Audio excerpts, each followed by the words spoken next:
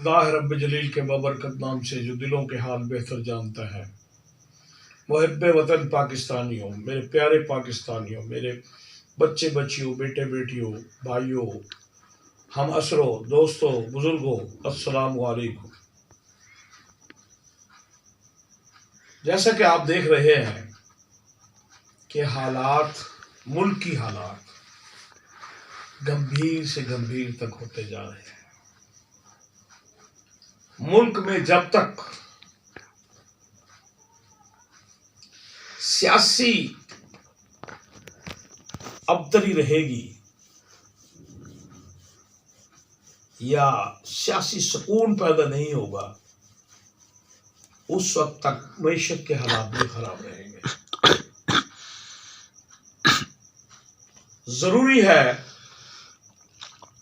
कि मुल्क में अगर सुकून लाना है, अगर बेहतरी पैदा करनी है, तो सियासी इस्तेहकाम जरूरी है। सियासी इस्तेहकाम होगा तो मईशत की हालत बेहतर होगी। वैसे अल्लाह कोई ना कोई रास्ते ऐसे निकाल रहा है जिससे हमारे मुल्क की बेहतरी और मुल्क में अल्लाह अपने खजाने, जो ज़मीन में दफन खजाने हैं, उनके इशारे मिल रहे हैं, खुल रहे हैं। ये मुल्क हमेशा ऐसे गरीब नहीं रहेगा, ऐसे IMF का भिखारी नहीं रहेगा। अल्लाह ने इसके दिल पलटने हैं और इसको इतने खजाने दे देने हैं कि इसने अल्लाह और उसके रसूल का दीन कायम दायम रहेगा और दिन दुगनी रात चुगनी तरक्की करेगा और ये मुल्क माला माल होगा, अमीर होगा। यहाँ से सोना निकल रहा है तो ज़्यादा निकलेगा, यहाँ से धातें निकल रही हैं, यहाँ से यूरेनियम निकल रहा है, यहाँ से गैस निकल रही है, यहाँ से मज़ीद तेल के कुएँ निकल रहे हैं। ये शाहराह रेशम और ये सीपैक को बहुत ज़्यादा तरक्की मिलने वाली है। चीन के रास्ते खुल गए हैं। अब हालात बेहतर से बेहतर होते जा रहे हैं। शुनीद है कि इसहाक डार को काफ़ी कामयाबी मिली है। इसहाक डार को कामयाबी मिलना, हमारे ख़जाने के हालात कुछ बेहतर हुए हैं और कुछ बेहतरी हुई है तो लोगों को आटा मुफ्त मिल रहा है, वरना आटा तो क्या, यहाँ तो किसी को जहर की पुड़िया भी फ्री नहीं मिलती। तो भाइयों, दोस्तों, बुजुर्गों, बच्चे बच्चियों, अब असल मौजू की तरफ आते हैं। मौजू ये है कि बारहा, बल्कि अभी वो 70, 72, 75 साल बूढ़ी औरत है यास्मीन राशिद, वो कहने लगी, इनके लोगों ने कहा जी असम्बली तोड़ दो, अगर तुम्हें इलेक्शन इतना जल्दी कराना है तो असम्बली तोड़ दो, खुद बहुत सारे मुल्क में इलेक्शन हो जाएंगे। तो भाई, इसको कहते हैं लाई लग। इमरान पता चला कि कोई अक्लमंद आदमी नहीं है, कोई बाहोश आदमी नहीं है, बल्कि लाई लग है। किसी का नुकसान करना हो तो कहेंगे वाह जी वाह, इमरान खान इतना बड़ा तराक है, ये अभी कुएं में छाल मार देगा और देखो अभी निकल के आ जाएगा। और वो इमरान खान जैसा बंदा जो है वो कुएं में छाल मार देगा। ओ भाई, ऐसा नहीं होता। वो आपको उकसा रहे थे, वो आपको शह दे रहे थे, वो आपके पाँव उखाड़ रहे थे कि ये इनको कहो कि ठीक है जी, हाँ ये कही थी, राणा सनाउल्लाह ने ये बात कही थी। वो इनके जो एक मिनिस्टर हैं सियालकोट वाले, गालिबन इकबाल के नाम पर उनका कोई नाम आता है, उन्होंने कहा था, ख्वाजा आसिफ ने कहा था और लोगों ने कहा था कि आप अपनी 2 असम्बलियाँ तोड़ दें और फिर देखो इलेक्शन हो जाएगा। और ये उनके लारे में, उनकी बातों में, उनके बहकावे में आ गए और उन्होंने असम्बली तोड़ दी। और भाई, ये कहा क्या की अक्लमंदी की आपने? ये कौन? ओ भैया, अक्ल के नाखून लो। वो आपकी मुखालिफ पार्टी है, दुश्मन नहीं कह रहा मैं, मुखालिफ पार्टी है। वो आपसे कोई ना कोई ऐसे ही काम कराएगी कि आप खुद सोचेंगे। हालांकि अगर पंजाब में आपकी हुकूमत थी तो पंजाब में आपको रहने छुपने का वो रास्ता मिलता था। KPK में आपकी हुकूमत थी, वहाँ आपको रहने छुपने और आओ भगत का रास्ता मिलता था। अब तक यह हुआ कि आपके वहाँ के वर्कर भी, KPK के भी और पंजाब के भी बेचारे अजाब में आ गए। घरों पे उनके छापे पड़ रहे हैं, गिरफ्तारियां हो रही हैं। वो किसी ने गुनाह किया है, किसी ने नहीं किया है, कोई वहाँ जमान पार्क में था या नहीं था, वो कौन से दहशतगर्द थे, वो कौन थे जिन्होंने पुलिस पे पेट्रोल बम मारे थे, वो कौन कौन लोग थे, वो कौन से TTP के थे, कहाँ के थे। अब वो पकड़े सारे मुल्क सारे इन दोनों सूबों के वर्कर जा रहे हैं। तो खुदा के खौफ से डरते और आप अकल रखते, अपने दिमाग में अकल रख दो। कोई ये कह रहा है कि दरिया में छाल मार दो, आप छाल मार दोगे? और नहीं भाई, ऐसा नहीं करना होता। अपने दिमाग से सोचना होता है कि क्या चीज़ हमें सूट करती है, क्या चीज़ हमें सूट नहीं करती। हाँ, अब एक बात हुई है, अब यहाँ तक नौबत आ गई है कि वो जबान जो फिरौन के लहजे में गुफ्तगू करते थे इमरान खान, अब फिरौन के लहजे में गुफ्तगू नहीं हो रही, अब गुफ्तगू मिन्नत तरले वाली हो रही है। और मिन्नत तरले वाली गुफ्तगू की बात बाद में करता हूँ, पहले बात आ जाता हूँ जो ये 3 रुकनी बेंच है। और भाई इस बेंच को कोई तस्लीम नहीं कर रहा, तो इसके फैसले को कौन तस्लीम करेगा? इस बेंच को कोई तस्लीम नहीं कर रहा, इसके फैसले को कौन तस्लीम करेगा? वहां जनाब वो कोसा साहब कुछ और फरमाते हैं, लतीफ कोसा साहब, पीपल पार्टी वाले कोसा साहब। अब उनका मसला क्या है? उनका मसला है कि जिन दिनों में गवर्नर थे 2008 के बाद, जब पीपल पार्टी गवर्नमेंट थी, तो गवर्नर थे 13 के बाद जब मियां नवाज शरीफ की गवर्नमेंट थी और वो गवर्नर थे, तो मियां साहबान ने उनको मुंह नहीं लगाया, बल्कि उनको एक चपड़ासी की वक़्त भी नहीं दी।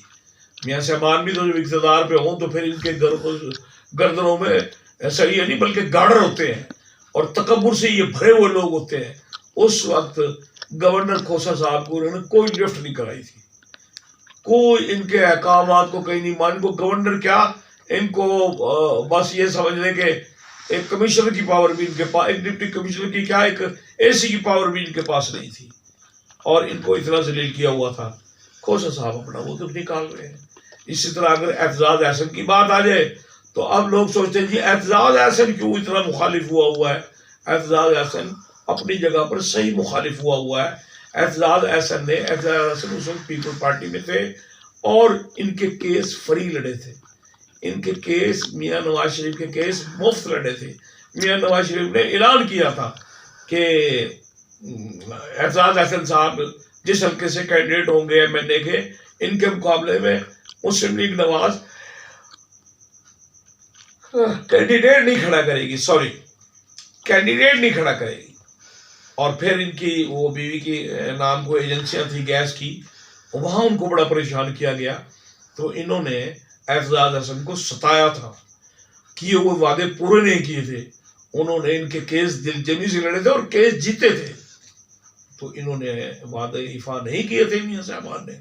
वो आज तक उस दुख में, और वो पीपल पार्टी भी नहीं छोड़ सकते क्योंकि पीपल पार्टी से उनका प्यार ही ऐसा है। भुट्टो साहब के वो चाहने वाले हैं, वो बेनज़ीर की कदर करने वाले हैं एतजाज एहसन, लेकिन अब वो फंसे हुए हैं। इसी तरह से आपका मैंने बता दिया खोसा साहब का मसला था। लेकिन अब मैं ये कहूँगा कि बाज़ दफ़ा बाज़ बातें आपके दुख थोड़े होंगे, लेकिन जो दुख इन्होंने जरदारी साहब को पहुँचाए हुए हैं कि तुम्हें वहाँ घसीटेंगे और लाड़का नगर की सड़कों में घसीटेंगे, लाहौर की सड़कों में घसीटेंगे, कराची की सड़कों में घसीटेंगे, या बेनज़ीर के खिलाफ जो हवाई जहाज़ों से जिस किस्म की तस्वीर फेंकी गई, तो बिलावल को भी वो दुख याद है। लेकिन मसला ये है, मैंने एक चीज़ देखी है पीपल पार्टी में, इनके साथ कितनी ही दुश्मनी कर लो, इनको कितना बुरा भला कह लो, ये लोग इंतकाम पर नहीं आते। ये कभी इंतकाम नहीं लेते, पीपल पार्टी वाले इंतकाम नहीं लेते। ये पता नहीं अल्लाह की खास कोई रहमत है। ये कहते हैं हाँ, लेकिन मैंने ये देखा है कि फिर इनकी जगह खुदा खुद इंतकाम लेता है। अब देख लें कि इन्होंने जितना जलील किया था नून लीग वालों ने बेनज़ीर को और जरदारी को, वो उन्होंने इंतकाम नहीं लिया, लेकिन इस दौर में मेरी बेटी, मेरी बच्ची, मेरी बहन मरियम के साथ जो कुछ हुआ या मियां साहबान के साथ जो कुछ हुआ, अगर थोड़ा सा गिरवान में जाके, तो क्या ये उसी इंतकाम का जवाब नहीं था? उन्होंने तो इंतकाम नहीं लिया था, बीबी ने तो कोई इंतकाम नहीं लिया था, लेकिन कोई ना कोई फिर ऐसा आ जाता है जो शेर को सबा शेर टकर जाता है।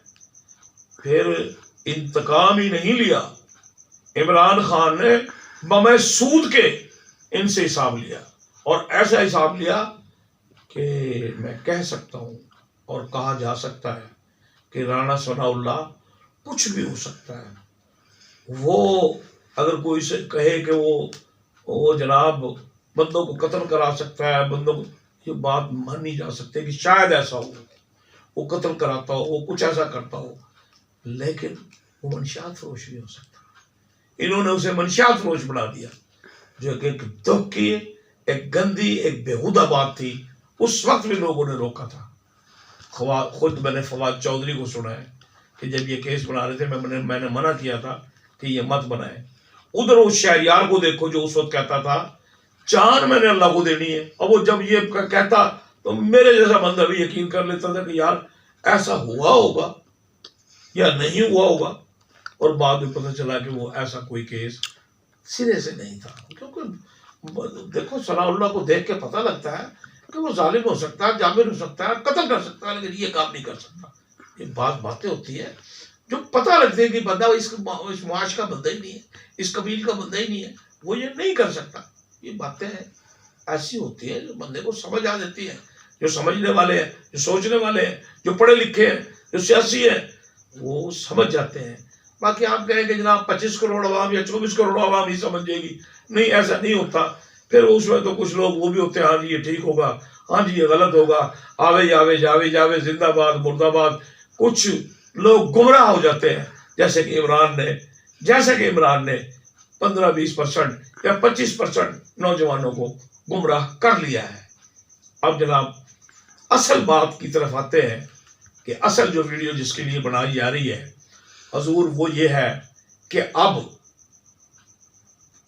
इमरान खान ने और उसकी जमात ने खुफिया तौर पर राब्ते शुरू किए हैं पाकिस्तान पीपल पार्टी से। उन्होंने ये देख लिया कि एक तो पीपल पार्टी का जो हार्ड वर्कर है वो टूटता नहीं है। उन्होंने सिंध में पूरा जोर लगा के देख लिया। उनको पता चला कि नहीं, सिंध से हमारी दाल नहीं गलेगी, सिंध से हम जीत नहीं सकते, क्या हम 10-20 सीटें भी वहां से नहीं ले सकते। सिंध की हालत ये है, और ना ही उनको बलूचिस्तान से कोई सीटें मिलेगी। जरूर वो KPK में और पंजाब में वो सीटें मिलेंगे, वो मुकाबला भी करेंगे, और शायद इनमें से किसी एक जगह पर वो हुकूमत भी बना लेंगे। ये सही है, और ये भी सही है कि इस वक्त पॉपुलरिटी का जो ग्राफ है इमरान खान का अच्छा ऊंचा है। अच्छा ऊंचे से मुराद ये नहीं है कि कोई वो 80 या 70% पर पहुंचा हुआ है, 30% के अंदर है। 30% के अंदर जब ग्राफ हो तो अच्छा कहा जाता है, और अच्छी सीटें वो बंदा ले जाता है। अब आ जाए जी, उनको क्यों जरूरत पेश आ रही है कि पीपल पार्टी को उन्होंने सारे रास्ते देख लिए कि सारे रास्ते बंद हैं, और इतला तो यहां तक है कि आइंदा PTI को हुकूमत नहीं मिलती, क्योंकि इमरान खान या तो नाहल हो जाएंगे। और अब जो अगली बात कहने लगा हूं उसको जरा गौर से देखिए। मैं भी किसी ऑफिस में अपने काम से गया था, किसी सरकारी ऑफिस में, और किसी समझ लें कि 19वें 20वें ग्रेड के बंदे के पास बैठे हुए थे।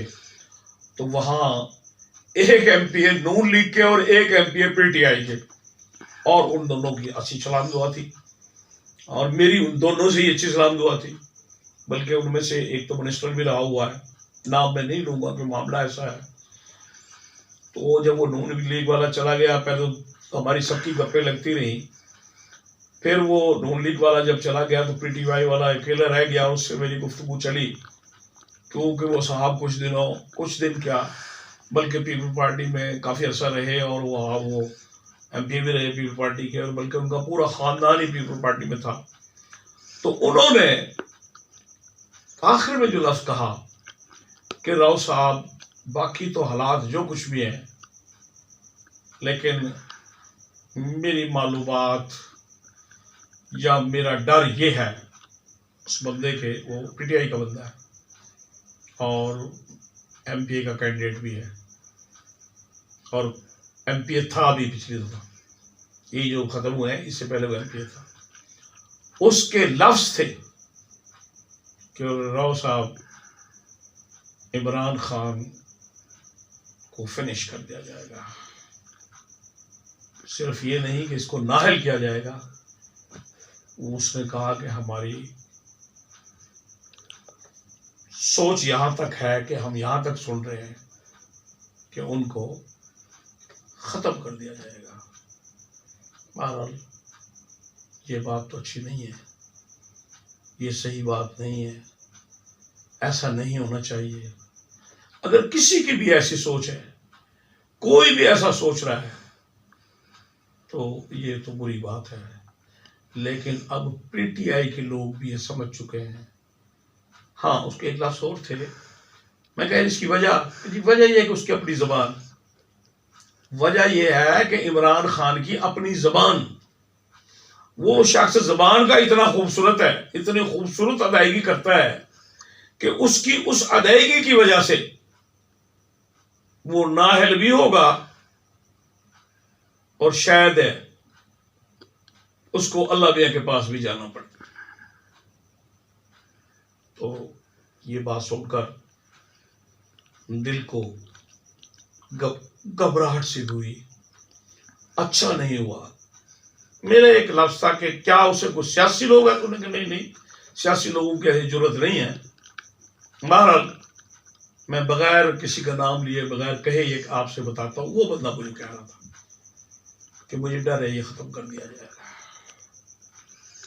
भाई खुदा करे कि ऐसा ना हो, कोई अच्छे हालात हो जाए, कोई बेहतर हालात हो जाए, क्योंकि एक अच्छे बंदे का, एक पढ़े लिखे बंदे का कौल है कि बगैर आग के धुआं नहीं होता, धुआं वहीं उठता है जहां कोई आग होती है। तो अब पता लग रहा है कि इमरान खान साहब पीपल पार्टी से राब्ते करना चाहते हैं और वो चाहते हैं कि हम यानी पीटीआई और पीपल पार्टी मिलके, क्योंकि पीपल पार्टी आइन के खिलाफ नहीं जाना चाहती, वो आइन को भी बचाना चाहते हैं, इस मुल्क को भी बचाना चाहते हैं, और वो चाहते हैं कि कोई ऐसी सालिसी हो जाए कि बेशक इमरान खान हुकूमत में हो ना हो, या उसको हमेशा के लिए हुकूमत से ख़त्म कर दिया जाए कि वो जनाब अपना घर बैठे तो तसल्ली करे, लेकिन मुल्क बचना चाहिए। और पीटीआई वैसे जमात के रहे, हमें कोई तकलीफ नहीं। तो इमरान खान साहब एक पागल इंसान है, बगैर सोच समझ वाला इंसान है। जब ये 18 के इलेक्शन हुए तो ऐसा माहौल बन गया था कि 155 बंदे इसके पास थे और 55 बंदे पीपल पार्टी के पास थे उस वक्त। अब तो पीपल पार्टी के पास 60 बंदे हैं एमएनए, तो ये 210 बंदे थे। इनको किसी एक बंदे की मिन्नत की जरूरत नहीं थी, एक पार्टी की मिन्नत की जरूरत नहीं थी, सिर्फ और सिर्फ ये पीपल पार्टी से इत्तेहाद करते। और इनको एक बंदा जिसका नाम था खुशनूद अली खान, जो सहाफत अखबार का पहले खबरें में रहा, फिर वो सहाफत अखबार का मालिक था, फिर वो जिना में था उस वक्त, जब उस वक्त मैं भी उसके साथ, मैं खबरें में भी उसके साथ रहा हूँ, सहाफत में भी उसके साथ रहा हूँ, और इवन के जब ये बातें हो रही थी तो मैं खुद जिना अखबार में भी उसके साथ था। तो उसने बड़ी मिन्नत की इमरान खान की कि इमरान खान बड़ा सुनहरा मौका है, बिलावल का हाथ पकड़ लो, इतनी सीटें हो जाएंगी, किसी की मिन्नत करने की जरूरत नहीं पड़ेगी, किसी से भीख मांगने की जरूरत नहीं पड़ेगी, कानून साजी खुद ब खुद कर सकोगे। तो 2/3 मेजॉरिटी आपकी 2/3 मेजॉरिटी बनती थी 227-28 पे, तो जब 210 बंदे खुद हों तो कई छोटे मोटे वो खुद ब खुद ही साथ लग जाते हैं, जिनको बुलाने की जरूरत नहीं पड़ती, जिनसे ब्लैकमेल होने की जरूरत भी नहीं पड़ती। और दोनों की मिला के सेनेट में मेजोरिटी थी, क्योंकि पीपल पार्टी के पास 22 सेनेटर थे और गालबन 28 सेनेटर, यानी कि मेजोरिटी बनती थी दोनों की सेनेट में। तो एक ऐसा अच्छा माहौल बनता। पीपल पार्टी हुकूमत चलाना जानती थी, पीपल पार्टी हुकूमत को सीधा, मुल्क को सीधा लेके चलती। वजीर आजम खुद इमरान खान ही होता, वजीर खारजा आपके बिलावल भुट्टो साहब होते, कुछ वज़रा उनके, कुछ इनके हिस्सा कदर जुस्सा मिल जाता। सब दोनों इतनी अच्छी 5 साल ये गवर्नमेंट करते कि बेहतरीन गवर्नमेंट चलनी थी। लेकिन जनाब आगे जब पागल हो तो पागलों में सर पे सींग तो नहीं होते। इमरान खान ने एक डंडा उठा लिया, और जरदारी तू, और वो नवाज शरीफ तू, और शहबाज शरीफ तू, और फलाना डाकू, और फलाना ओ भाई, और इलेक्शन कमीशन, और फला एकदम को 10 महाज खोल लिए। और भाई 10 महाज नहीं खोले जाते, और अगर 10 महाज खोल लिए थे तो फिर जनाब जैसे कहा था ना कि जनाब मैं IMF पे नहीं जाऊंगा, खुदकशी कर लूंगा, तो खुदकशी कर लेते। फिर पंजाब का बड़ा डाकू परवेज इलाही, तो परवेज इलाही से एहतियात ना करते। फिर कहा था कि शेख रशीद जिसको मैं चपड़ासी में रखूं, तो फिर उसको वजीर दाखिला ना बनाते। और भाई ये क्यों किया फिर? और इससे बेहतर था खुशनूद अली खान बहुत अच्छा मशवरा दे रहा था, आज मुल्क पे ये वक्त ना होता, आज मुल्क पे ये वक्त ना होता, और तुमने करप्शन नहीं होने देनी थी, करप्शन ना होती अगर तुम्हारा ये सही मिजाज था। अगर ये धोखा था, अगर कौन से ये फ्रॉड था, तो ये सब कुछ सामने आ गया है। बस सूरत पहले भी यही बात थी कि अगर आप पीपल पार्टी से उस वक्त मिल जाते, मेजोरिटी भी रहती, कानून साजी भी होती, मुल्क भी बेहतरीन चलता। और जहां जनाब आप फरमा रहे हैं कि जो ओवरसीज पाकिस्तानी है और वो PTI के साथ है, नहीं ऐसा नहीं है। ओवरसीज को जो हक दिया था, जो पासपोर्ट दिया था, जो गैर मुल्क में नौकरियां दी थी, वो पाकिस्तान पीपल पार्टी ने दी थी, वो जुल्फकार अली भुट्टो ने दी थी, वो बेनजीर भुट्टो ने दी थी, और वो उनके भी साथी हैं। मानता हूं कि इस वक्त 60 आपके होंगे तो 40 उनके होंगे, कम बढ़ती हो सकते हैं, लेकिन गैर मुमालिक में पीपल पार्टी के चाहने वाले पाकिस्तानी भी बहुत हैं जिनको आप ओवरसीज कहते हैं। और जनाब फिर ये मुल्क इतना खूबसूरत तरीके से चलता कि जनाब नून लीग अपोजिशन में बैठ जाती, कोई बात नहीं। और फिर नून लीग दुश्मन नहीं है इस मुल्क की, आपकी मुखालिफ हो सकती है। मुखालिफ जमात होना, अपोजिशन जो होती है वो मुखालिफ होती है, वो दुश्मन नहीं होती। ये कोई भी जमात एक दूसरे की दुश्मन नहीं है। मत बनाओ दुश्मनियां, जाती दुश्मनियां मत पैदा करो इमरान खान, ये दुश्मन नहीं है, ये मुखालिफ जमातें हैं। और डेमोक्रेसी की ये एक असूल है। डेमोक्रेसी इसी से खूबसूरत लगती है कि अपोजिशन भी हो और हुकूमत भी हो, और बात जो कोई कुछ कह रहा हो वो उसकी भी सुनी जाए, अपनी भी सुनाई जाए। वो जो कह रहा है हो सकता है कि वो सही, अपने उसमें सही कह रहा हो, आप जो कह रहे हैं हो सकता है कि आप उसको सही समझ रहे हो, वो गलत समझ रहा हो। तो ये डेमोक्रेसी का असूल है, डेमोक्रेसी की खूबसूरती है, डेमोक्रेसी को चलते रहना चाहिए।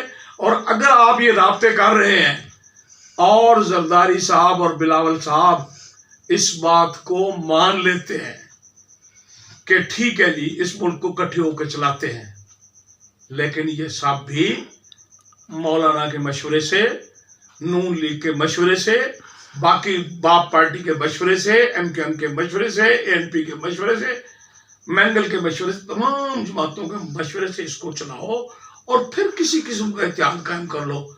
और ये समझ लो इमरान खान अव्वल तो आपको अब कोई गवर्नमेंट पे आने नहीं देगा। आप की सियासत को ख़त्म कर दिया गया है। जो आपने कारनामे किए हैं, मे बी कि आप वही यहूदी एजेंट हों, मैं पक्का नहीं कह रहा, अभी ये बातें सुन रहे हैं। देखें कल का फैसला क्या आता है, कोर्ट क्या फैसला करता है, इलेक्शन कब तक होते हैं। लेकिन कोर्ट को बहरहाल बेंच बदलना पड़ेगा, नहीं बदलेंगे ये लोग नहीं मानेंगे, मुल्क में फिर अफरा तफरी होगी, फिर एक तूफान होगा। इस सब चीज से बचने के लिए बेहतर तरीका यही है कि सदर Pakistan, chief justice of supreme court और जनाब हाफिज साहब यानी हमारे आर्मी चीफ और लीडरान, जमातों के लीडरान, ये मिलकर बैठ जाएं और अच्छे तरीके से गुफ्तगू करें और मुल्क को किसी इस बीमारी से, ये जो इस वक्त बीमार हुआ है, इससे निकाल के बाहर ले आए। और इमरान खान साहब, अब भी आप ये कह रहे हैं कि जनाब मैं नहीं बात करूंगा, मेरी पार्टी बात करेगी। यार कोई आपको खुदाई का कार नहीं है, आप कोई बड़े कोई किसी नबी या औलिया के घर में पैदा नहीं हुए हैं। आपका वालिद भी एक एसडीओ था, फिर वो एक्सीएन हो गया। तो भाई बहुत से लोग यहाँ एक्सीएन और एसडीओ हैं, तो कोई इतने बड़े खानदान जो आप कह रही कि मैं बहुत ईमानदार और मेरे दादा के तो कोई 50 मुरब्बे थे और हम तो आधे पाकिस्तान के मालिक थे, ऐसा कुछ नहीं है। आप भी एक आम इंसान थे, आपके लेवल के या आपके वालिद के लेवल के यहाँ पाकिस्तान में लाखों इंसान बचते हैं। अब अगर सोचना है, हाँ अगर ये बात कहूँ तो नाराज मत होइएगा और इस बुरा फील मत कीजिएगा।